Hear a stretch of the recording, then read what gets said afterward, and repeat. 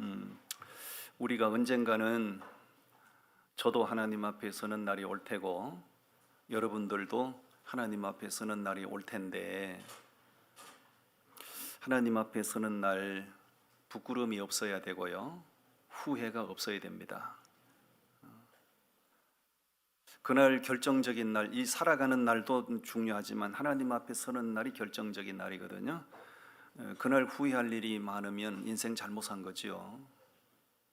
그 결정적인 날 하나님 앞에서 후회할 일이 없기 위해서는 최선을 다해야 되고요. 최선을 다하는 것보다 더 중요한 것 바르게 해야 됩니다.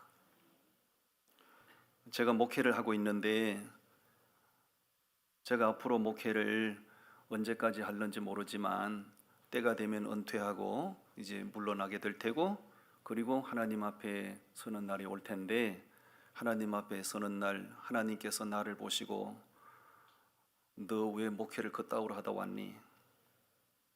너 목회 왜 그렇게 하고 왔니? 이렇게 책망을 받게 된다면 저는 목회를 잘못한 사람이 되는 거죠. 80년대, 90년대에 우리 한국 교회에 표상이 될 만큼 좋은 모델이 되었던 복음주의 목회자 4인방이 있거든요. 그 4인방 바로 이분들입니다. 사랑의 교회 옥하는 목사님, 남서울 은혜교회 홍정길 목사님, 지구촌교회 이동훈 목사님, 온누리교회 하영조 목사님. 이분들은 80년대, 90년대 한국교회의 복음주의 목회자 4인방입니다.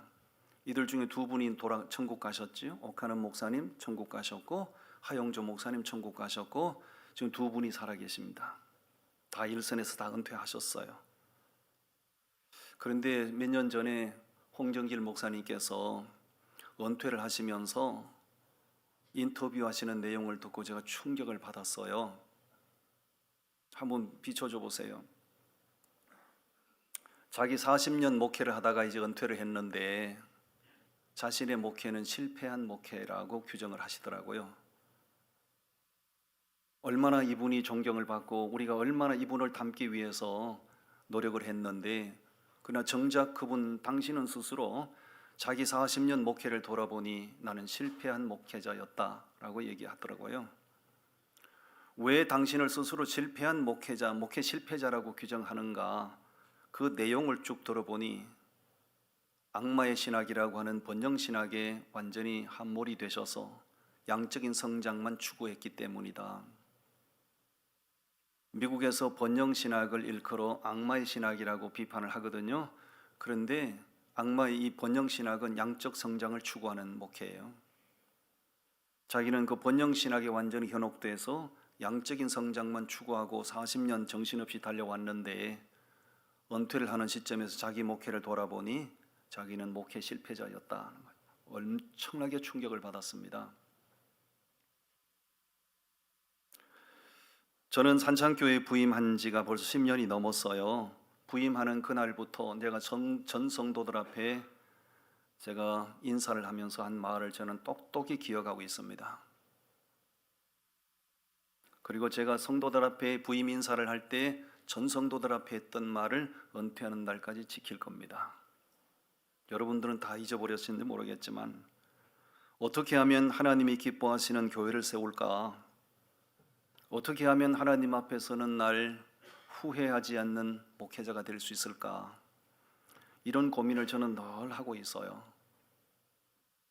예배당을 크게 세우는 것보다 더 중요한 것이 바른 목회하는 겁니다. 우리가 화려한 신앙생활 하는 것보다 바른 신앙생활 하다가 하나님 앞에 서는 것이 훨씬 더 중요합니다. 어떻게 하면 우리 교회가 좋은 교회 될 수 있을까? 어떻게 하면 제가 좋은 목회자가 될 수 있을까? 오늘 말씀을 통해서 안디옥 교회처럼 하면 된다. 안디옥 교회처럼 하면 우리 교회는 좋은 교회 될 겁니다. 아멘. 안디옥 교회에 대해서 제가 말씀을 소개하려고 하는데 첫 번째 주제를 띄워드리겠습니다. 안디옥 교회는 어떻게 시작된 교회라고 하지요? 그렇습니다.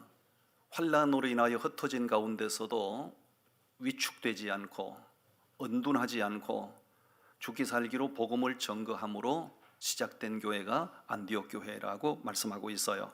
자, 19절 말씀을 우리 다 같이 읽어봅니다. 19절 시작.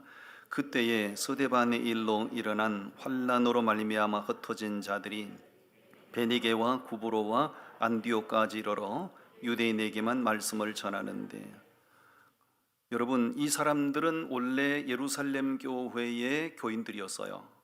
근데 이 사람들이 왜 이방인들이 사는 지역 그 안디옥까지 흩어지게 된 이유가 뭐지요? 왜 흩어졌죠?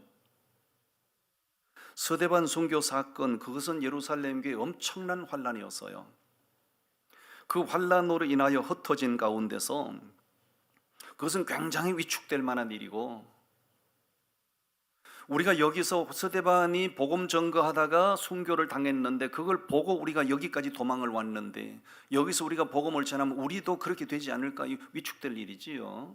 그런데 흩어진 그들이 주눅들지 않고 위축되지 않고 흩어진 그곳에서 열심히 복음을 전거해요. 안타까운 것은 거기 19절 말씀 끝부분에 보면 이렇게 돼 있죠. 안디옥까지 이르러 누구에게만 말씀을 전하지요? 그렇습니다. 자, 여러분 저를 보세요. 예루살렘 교회가 메가처치가 됐거든요. 성령의 강력한 역사로 메가처치가 됐어요. 그런데 예루살렘 교회는 열방을 바라보는 비전이 없었죠. 자기들만의 바벨탑을 쌓은 거예요. 우리끼리 공동체를 세운 거예요. 그런 모습이 하나님이 원하시는 모습이 아니었죠.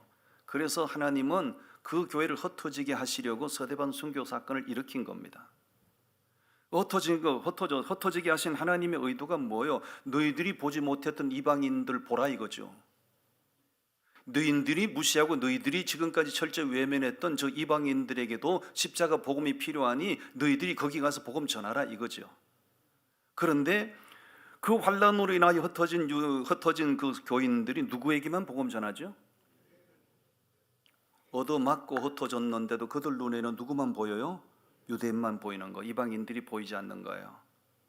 왜? 이들은 유대주의 사상에, 유대주의 이념에 사로잡혀 있기 때문에 이방인들이 보이지 않는 거예요. 여러분, 예수 믿는 사람들은 목회자나 성도들이나 어떤 이념에 사로잡히면 안 돼요. 어떤 사상에 물들면 안 되는 거예요.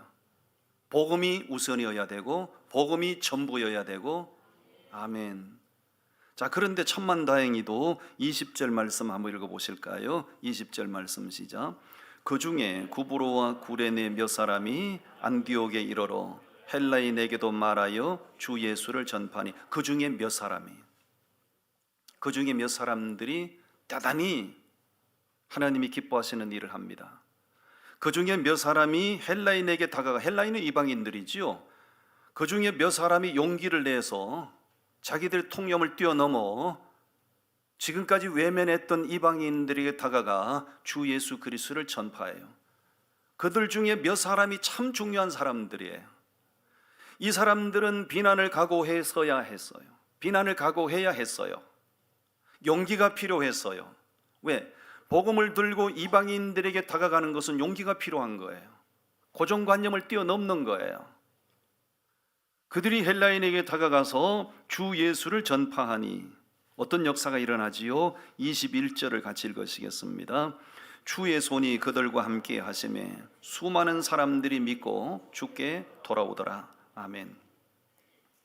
그들이 용기를 내서 고정관념을 뛰어넘어 통념을 뛰어넘어 이방인들에게 다가가 주 예수를 전파하니 그들 행위 자체가 하나님이 너무나 기다리셨던 바, 그들의 행위 자체가 주님이 너무나 원하시는 바, 그러므로 주의 손이 그들과 함께 하심에 많은 사람들이 믿고 주님께로 돌아오는 역사가 있었어요. 저는 이 말씀을 묵상하면서 교회는 세월 간다고 성장하지 않아요. 주님이 원하시는 일을 하면 주님이 그 사람과 함께 하시고, 우리 교회가 주님이 기뻐하시는 일을 하면 주님이 우리 교회와 함께 하시고, 주님이 함께 하시면 풀리지 않던 문제도 풀어지는 거고요.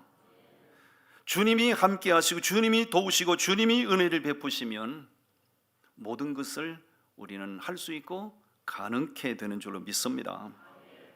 주님의 손이 왜 그들과 함께 하셨을까요? 그들이 하는 행위 자체가, 헬라인들에게 다가가 주 예수를 전파하는 그 행위 자체가 주님이 전혀 원치 않는 일이었다면 주님의 손은 그들과 함께 하시지 않았을 거예요. 그런데 고정관념을 꺾어버리고 통념을 뛰어넘어 이방인들에게 용기를 내서 이방인들에게 다가가 복음을 전거할 때 그 자체가 하나님이 너무나 기뻐하시는 일이에요. 주님의 손이 함께 하시니 많은 사람들이, 예상 밖에 많은 사람들이 복음 앞에 반응하며 주님께 돌아오는 역사가 있었어요. 그렇게 해서 세워진 교회가 무슨 교회다고요? 안디옥 교회다. 여러분, 전도라는 행위 자체는 소위 말 세상에 배웠다는 사람들이 볼 때 참 미련한 행위처럼 보일 수 있어요. 추위에 벌벌 떨며 남루한 행색으로 길거리를 지나가는 사람들에게 예수 믿으세요, 예수 믿으세요, 전도제를 배포하는 행위 자체가 참 어설퍼 보이기도 하고 참 미련해 보이기도 합니다. 그런데 하나님은 그 행위 자체를 기뻐하세요. 저는 원래 미국에 이민을 가려고 갔던 사람은 아닙니다.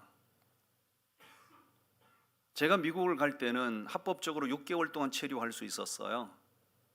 한 번 더 연장하면 맥시멈 1년을 합법적으로 연장할 수 있었어요. 그래서 저는 미국에 가서 이제 빠르면 6개월, 길면 1년 정도 재충전의 기회를 가지고 판교 신도시에 와서 제2기 목회 사역을 제가 시작하리라는 어떤 플랜을 가지고 갔었죠. 가서 내가 간 그 지역에 조그만 한인교회를 찾아서 나갔는데 주일 예배 한 번 딱 모이고 나면 일주일 내내 어떤 모임도 없었어요. 그날 그 교회에 모이는 교인들이 10명도 채 안 됐어요. 그 교회의 모습이 제 마음에 너무 안타까웠어요. 저는 이제 어떻게 하든 내가 있는 동안에 이 교회를 좀 도움이 되고 목사님에게 좀 힘이 되어 드린 다음에 난 한국에 돌아오리라는 생각을 가지고 용기를 내서 목사님께 제의를 했어요. 목사님, 일주일에 이렇게 단 한 번 이렇게 예배를 드리고 흩어지면 죽었는지 살았는지 알 수도 없고 내가 도대체 곤고해서 영적으로 힘들어서 안 되겠다. 우리 전도합시다. 그랬더니 목사님, 그 될까요? 아니, 하면 된다고, 전도하자고. 내가 살기 위해서 전도 좀 하자고. 그래서 한국에서 누가 방문하시는 분이 있는가 수소문했더니 마침 언제 오신대요. 그래서 요청을 드렸어요. 집사님, 서울 강남에 가시면 기독교 백화점에 가시면 어깨띠 할렐루야 주 예수를 믿으라 십자가 빨간색 해서 그걸 파는데 그거 한 20개만 좀 만들어다 갖다 주세요. 그걸 가지고 오셨어요. 그래서 그 목사님을 데리고 제가 일주일에 2번씩 수요일 날 토요일 날 다 미국 사람들인데 미국 사람들 상대로 전도는 쉽지 않지요. 그래서 한국 사람들 상대로 전도해야 되겠는데 어디 가면 될까 하다가 한국 사람들이 장보러 오는 한인 마켓 앞에 찾아갔어요. 오클랜드에 있는 부산 프라자, 지금은 코리아나 프라자로 바뀌었더라고요. 그 코리아나 프라자 앞에 가서 장보러 오는 한인들을 상대로 열심히 전도지를 배포했어요. 나 어느 교회 목사인데 오늘 전도지를 돌리는데 이거 한번 읽어보시고 예수 믿으십시오. 그리고 우리 교회 참 좋은 교회인데 교회 한번 기회 되면 한번 오십시오. 많은 사람들이 전도지를 돌릴 때 보란듯이 짝짝 찢어버리고 하는 사람도 있고 전도지를 쇼핑카트 속에 딱 처박아 버린 사람도 있고, 근데 그 전도한 사람들 아무도 안 나왔어요. 그러다가 이제 조금 더 한인들이 많이 사는 지역에 산호세는 한인들이 더 많이 사는 지역이니까 산호세 교포마켓을 찾아가자. 그래서 목사님과 함께 수요일 날 토요일 날 일주일에 2번씩 가서 어깨띠를 두르고 예수 믿으세요, 교회 한번 나오세요, 열심히 전도지 돌렸어요. 나오겠다는 사람들 그 다음 주일 날 혹시 나올까 목이 빠져도 기다려도 안 나왔어요. 전도지를 돌린 사람 아무도 안 나왔어요. 그런데 신기한 역사가 일어났어요. 전도를 시작한 날부터 그 다음 주간부터 어디선가 전혀 생면부지의 사람들이 한 사람씩 두 사람씩 찾아와 예배당 자리를 채우기 시작했어요. 그 10명도 채 모이지 않던 그 한인교회가 예배당이 거듭하게 찼어요. 저는 그런 사역, 그런 체험을 통해서 확신하는 바가 있어요. 이 전도라는 행위 자체가 사람이 볼 때는 참 어설프고 사람이 볼 때는 참 미련해 보이지만 하나님이 너무나 기뻐하시는 믿음의 행위라는 거죠. 그리고 내가 이 사람에게 이 사람 전도해야지 하고 이 사람을 전도지 돌렸는데 그 사람이 안 나오면 하나님은 신기하게도 예비된 다른 사람을 보내셔요. 아멘. 고린도전서 1장 21절 말씀에 하나님은 이 세상에 수많은 사람들 가운데 택한 백성들이 있는데 그 택한 백성들을 전도에 미련한 방법을 통해서 구원하기를 기뻐하신다고 그러잖아요. 한번 읽어보실까요? 시작.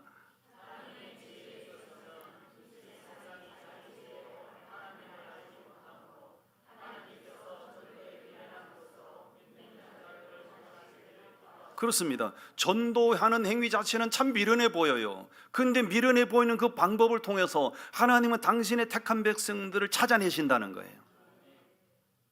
저는 우리 교회에 참 감사하게 생각하는 것 중에 하나가 우리 권사님들, 집사님들 일주일에 꼭 정한 날 정한 시간이 되면 나오셔서 전도지를 메고 나가셔서 길거리에 나가서 전도 예수 믿으세요, 교회 나오세요, 전도지를 이렇게 들고 나가셔서 전도지를 배포하는 분들이 계셔요. 그분들이 그분들이 돌리는 전도지를 받고 우리 교회로 나온 사람이 거의 없을 겁니다. 그런데 하나님은 신기하게도 전혀 다른 사람들을 보내셔서 예배당 자리를 채우시고, 아니면 전도지를 받으셨던 그분들이 언젠가 또 다른 어느 교회에 나가셔서 예배하는 사람이 된다면 너무너무 감사한 일이죠. 여러분, 안디옥 교회는 그렇게 해서 세워진 교회입니다. 환난 어디나여 흩어진 가운데서 위축되지 않고 언둔하지 않고 용기 내서 예수 믿으세요, 구원받으세요 전도할 때 그 전도하는 그들이 하나님 보시기에 너무 이뻐 주의 손이 함께 하시고, 그러므로 뜻밖의 사람들이 모여와서 세워진 교회, 그 교회가 안디옥 교회고, 나는 우리 산창교회가 그런 교회 되기를 바랍니다. 아멘. 옆 사람 서로 격려하시죠. 격려하시죠. 전도 좀 하시죠. 전도는 무슨 신학적인 지식이 필요치 않아요. 전도는 간단합니다. 누구나 다 할 수 있습니다. 따라합시다. 이렇게 하시면 돼요. 예수 믿으니까 참 좋더라고요. 이렇게 하면 돼요. 예수 믿어보니까 참 좋더라고요. 교회 다니니까 참 좋더라고요. 이 얘기만 하시면 돼요. 그러다가 어떤 사람이 어느 교회인데요? 그러면 어느 교회, 산착교회 그러면 됩니다. 우리 전도 안디옥 교회처럼 우리 교회가 정말 이런저런 사정 형편에 매이지 않고 있는 곳에서 열정적으로 전도하면 그 교회를 세우셨던 하나님 우리 교회도 세우실 겁니다. 아멘. 두 번째, 안디옥 교회는 어떤 교회였다고요? 그렇습니다. 목회자를, 참 좋은 목회자를 모신 교회. 자, 22절 말씀을 우리 다 같이 읽어봅니다. 22절 말씀 시작. 예루살렘 교회가 이 사람들의 소문을 듣고 바나바를 안디옥까지 보내니. 예루살렘 교회가 소문을 들은 거예요. 야, 저 이방 땅 안디옥에 교회가 생겼다네, 믿는 무리들이 생겼다네. 그렇다면 우리 예루살렘 교회에서 사역자를 파송해 줘야 되지 않겠는가 해서 파송해 준 사역자가 누구였다고요? 그렇습니다. 바나바입니다. 바나바는 어떤 사람이었을까요? 24절을 같이 읽겠습니다. 24절 시작. 바나바는 착한 사람이요 성령과 믿음이 충만한 사람이라. 이에 큰 무리가 주께 도하여지더라. 바나바를 안디옥 교회 초대 목회자로 파송을 해 주었는데, 바나바는 착한 사람이요 성령과 믿음이 충만한 사람이라. 착한 사람이란 얘기는 인격을 말하는 거예요. 성령이 충만한 얘기는 영성을 말하는 거예요. 목회자는 착하게만 해서는 안 됩니다. 목회자가 착하게만 하면 그친 장로들에게 휘둘려요.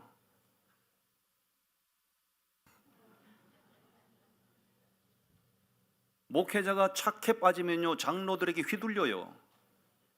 휘둘리지 않기 위해서는 착한 데다 플러스 영성이 있어야 돼요. 아멘. 뭐 휘두른다는 말이 그게 잘 뭐 오해하지 마시고, 우리 교회 그런 장로 있나 또 이상하게 생각하지만 우리 교회는 그런 장로 아무도 안 계셔요. 여러분, 바나바는 착한 사람인데다가 성령이 충만한 사람이라, 인격이 갖추어진 사람인데다가 탁월한 영성을 가진 사람이지요. 안디옥 교회 입장에서 생각할 때 그런 목회자를 초대 목회자로 보내주었다는 거 너무너무 감사한 일이죠. 정말 감사한 일이, 너무 잘된 일이죠. 교회는 사역자가 어떤 인격의 소유자인가, 그 담당 사역자가 어떤 영성의 소유자인가 대단히 영향이 있습니다. 그 목회자가 어떤 비전을 가진 사람인가, 그 목회자가 어떤 리더십을 발휘하는 사람인가 대단히 중요한 부분이에요. 바나바가 정말 훌륭한 사람이라는 것을 한 4가지 정도로 제가 정리가 되더군요. 하나는, 첫째는 훌륭한 인격자고, 두 번째는 충만한 영성의 소유자고, 세 번째는 협력 사역을 원했던 사람이에요. 자기 혼자 독주 체제를 갖춘 것이 아니고요. 말씀 한번 보시겠어요? 25절 말씀 같이 읽어봅니다. 시작. 바나바가 사울을 찾으러 다소에 가. 누구 찾으러 갔다고요? 그렇습니다. 그 당시에 사울은 자기 고향 땅 다소에 가서 언둔 생활하고 있었어요. 그런데 안디옥 교회 파송받은 바나바가 그 다소까지 가서 사울을 설득합니다. 우리 함께 동력하십시다. 여기 안디옥에 교회가 생겼는데 우리 함께 가서 이 무리들을 훈련하고 양육하십시다. 협력 사역을 원했던 거죠. 그리고 이 바나바는 대단히 명확한 안목을 가진 사람, 세계 비전을 가졌던 사람이죠. 여러분, 성도들의 전도 열정과 이 담당 사역자의 탁월한 리더십이 환상의 컨비네이션을 이루어서 안디옥 교회는 완전히 세계 선교를 주도하는 중심 교회가 됐어요. 사도행전은 28장까지로 되어 있는데, 사도행전 13장에서 이 바울과 바나바를, 안디옥 교회가 바울과 바나바를 선교사로 파송하는 사건이 나와요. 14장부터는 온통 바울이 1차 선교, 2차 선교, 3차 선교, 선교 사역에 대해서 쭉 나와요. 예루살렘 교회는 존재감이 사라져요. 예루살렘 교회는 어마어마한 사람들이 모인 메가처치였지만은 예루살렘 교회는 관심 밖의 교회가 되어버려요. 주님은 이 안디옥 교회를 통하여 당신의 역사를 서가셔요. 그것이 어떻게 가능했는가? 성도들의 열정적인 복음에 대한 열정적인 전도, 그리고 담당 목회자의 탁월한 리더십, 세계 비전, 이런 것들이 하모니를 이루었기 때문에 안디옥 교회가 주님의 역사의 중심 교회가 되는 거예요. 아멘. 한국의 교회가 5만 개가 넘는다고 하는데, 나는 마산의 이 지방의 조그만 도시에 있는 우리 산창교회가 주님이 붙들고 쓰시는 중심 교회가 되기를 저는 원하고 있어요. 담임 목회자의 목회 철학, 담임 목회자의 목회 비전에 따라서 교회는 양상이 달라질 수 있어요. 담임 목사의 목회 의식 구조가 폐쇄적이면 교인들을 전부 다 우물 안에 개구리를 만들어요. 자기 교회만 알게 만들어요. 교회 밖을 바라보는 안목을 전혀 갖지를 못해요. 저는 그거 맞지 않다고 생각해요. 그런데다가 제왕적인 스타일의 목회자가 사역하는 교회는 그 목사님이 왕노릇을 하고 그 목사님의 목소리가 하나님의 복음보다도 위에 군림하기 때문에 그런 교회는 폐쇄적인 교회가 되고 말아요. 나는 우리 교회가 우물 안의 개구리 같은 폐쇄적인 그런 교회가 되기를 원치 않고요, 세계를 바라보고 월드 비전을 가지고, 할렐루야, 끊임없이 비전을 제시하고 끊임없이 복음 들고 빚진 자 심정으로 달려가게 만들고, 저는 우리 교회가 그런 교회가 되어야 된다고 생각해요. 오죽하면 예루살렘 교회가 얼마나 성장했습니까? 3,000명 세례받고 5,000명 세례받고 교인들이 2만 명, 2,000년 전에 교인들이 2만 명이 넘는 메가처치가 됐지만 주님이 그 교회를 바라보실 때 숨이 막혀. 왜? 유대주의 사상에 사로잡혀 자기들밖에 몰라. 하나님의 시선이 향하는 이방인들을 바라보질 못했어요. 그래서 예루살렘 교회를 바라볼 때 주님이 숨이 막히시는 거예요. 그래서 주님이 서대반 순교 사건을 일으켜 안디옥 교회, 새로운 교회를 세우셔서 그 교회를 통하여 당신의 역사를 쓰신 거야. 예루살렘 교회는 하나님의 비전을 전혀 심어주지 못했어요. 흩어지기를 면하자 했어요. 마치 노아 홍수 심판 이후에 인간들이 신할 평지에서 바벨탑을 쌓았던 것처럼. 신할 평지에 바벨탑을 왜 쌓았던가요? 그 꼭대기를 하늘에 닿게 하여 우리 이름을 내고 흩어지기를 면하자. 그래서 바벨탑 쌓은 거 아닌가요? 그 바벨탑을 하나님이 기뻐하셨나요? 아니지요. 전혀 하나님이 원하시는 바가 아니었죠. 그러니까 하나님께서 바벨탑을 무너지게 하시고 강제로 흩어지게 하셨죠. 오늘날 교회가 서울에 있든지 지방에 있든지 교회가 바벨탑 교회를 지향하면 안 되는 거예요. 복음은 받은 자가 복음의 가치를 깨닫고 그 복음을 모든 민족 땅끝까지 흘려보내 모든 민족이 그 복음을 듣고 살아나게 만들어야 되는 거예요. 그게 교회의 운명이요, 사명이요, 책임이에요. 그런데 이 생명의 복음을 바벨탑에 갖추면 안 되는 거예요. 가두면 안 되는 거예요. 안디옥 교회는 비록 신생교회, 이방인들을 상대로 세워진 작은 교회지만 세계 비전을 가졌잖아요. 그러니까 주님의 원하심 앞에 역동적으로 반응하며 세계 선교 역사를 주도하는 교회가 되어버렸잖아요. 나는 우리 산창교회가 그런 교회가 되기를 원합니다.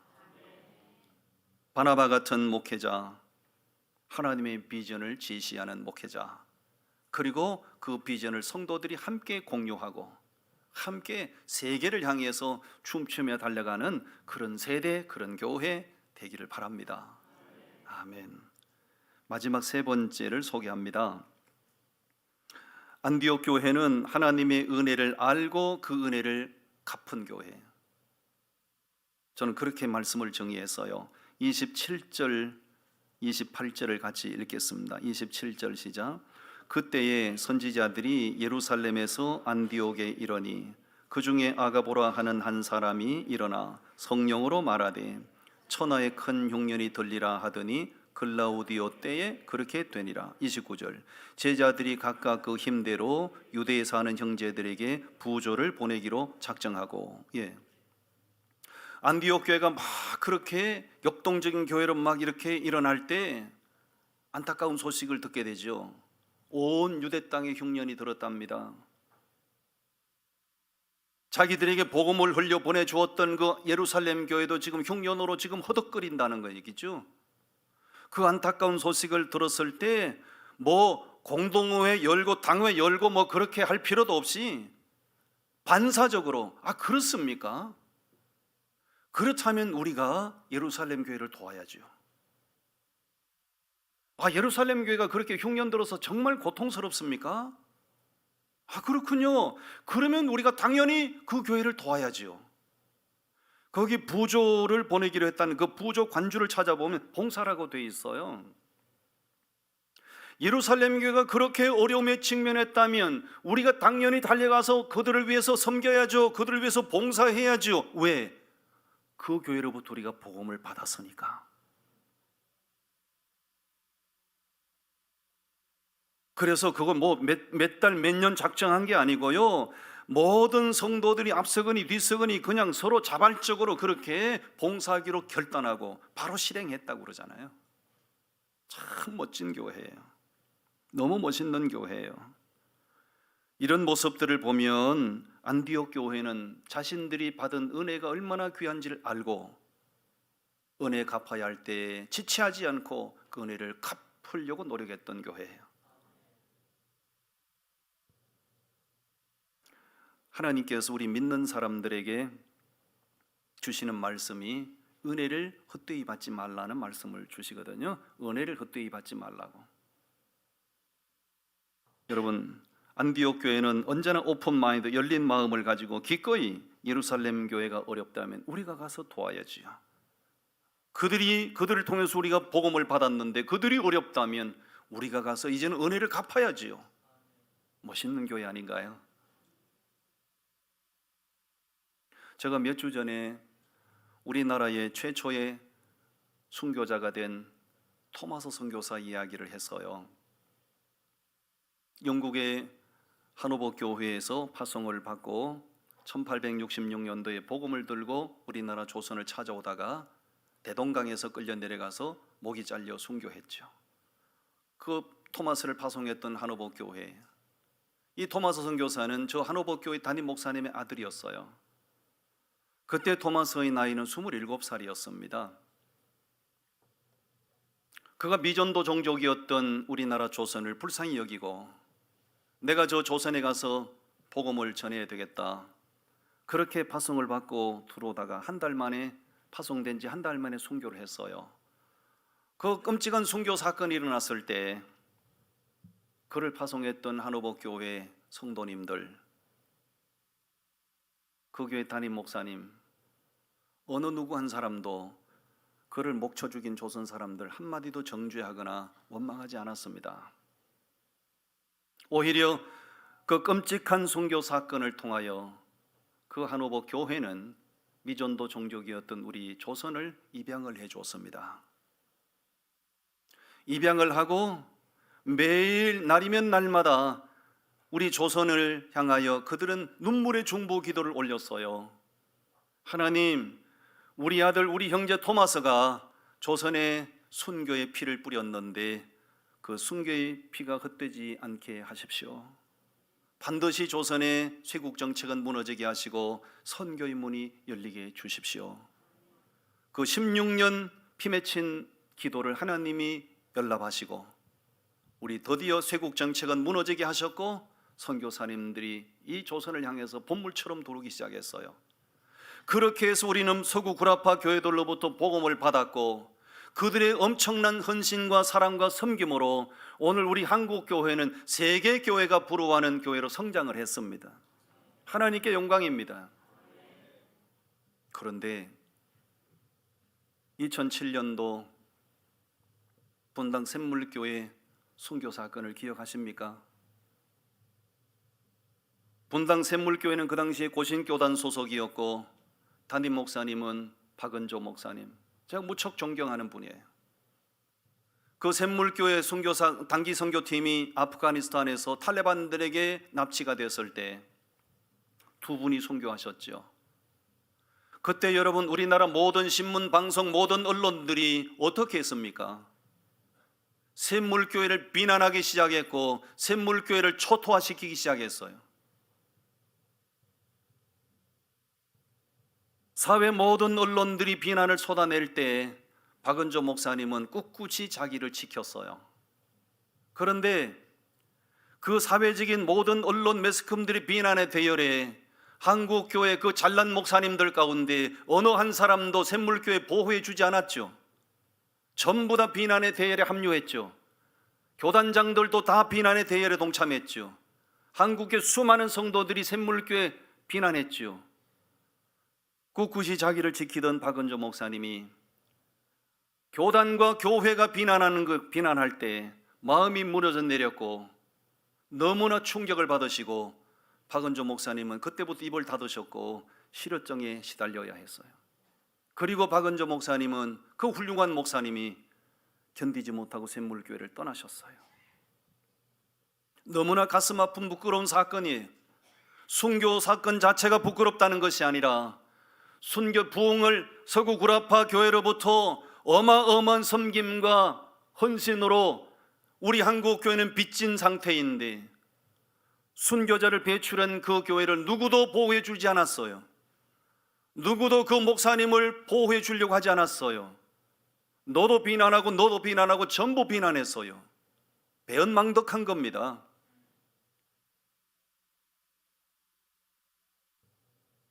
여러분, 우리나라가 미전도 종족이었을 때 영국에서, 미국에서, 호주에서, 캐나다에서 아무 조건 없이 자기 나라에서 최고 학부를 나온 젊은 청년 선교사들이 아무 조건 없이 대가 없이 죽음의 땅 우리 조선에 찾아와서 나는 조선에 가서 1년만 복음 전하고 올래, 나는 3년만 선교하고 올래 왔다가 영원히 자기 나라로 돌아가지 못하고 우리나라 조선의 뼈를 묻은 선교사가 2765명입니다.